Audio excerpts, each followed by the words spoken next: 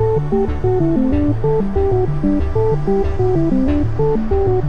standing here in front of the Blue Bridge today because this area has a lot of high traffic, which could cause a lot of pollutants, and when we get a lot of storm water in here, all of that runs down into the river because there really isn't any way to treat all the storm water that flows through here, and so we have issues with contamination of the water, plastic wrappers, anything that can get down into there.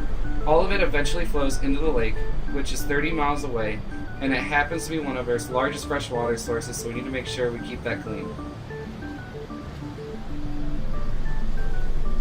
The levels in the river have actually risen to about kind of close to the flood of 2013, which we're going to talk about later. The issue with all this, though, is when you build big cities like this, you get all these impervious surfaces, and it actually takes about 10 to 15 minutes for any water to hit a surface around here and make its way down into the river.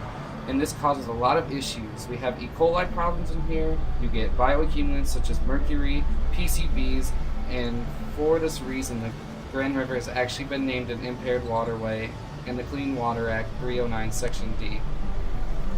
Originally, I was going to take you guys out here to Navawan Park to give you a sort of visual representation of how far the flood went up in 2013, and that's a major issue that we need to talk about when we talk about stormwater.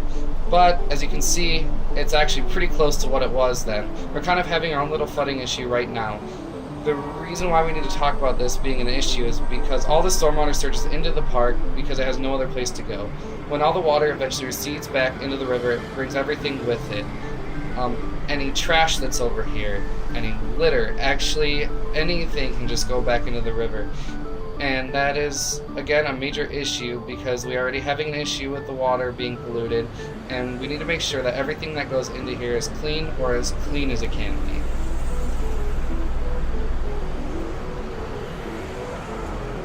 So now not only are we getting runoff from streets, from sidewalks into the river, we're also having issues with pollutants that come up here in the park because now we have rainwater and stormwater coming up into here.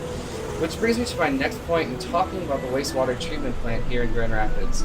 Although it doesn't have the capability of treating stormwater because of the great amount of volume, it does treat sewage. And during the 2013 flood, water did happen to make its way into that system. And it actually happened to flood about 435 million gallons of untreated water into the river.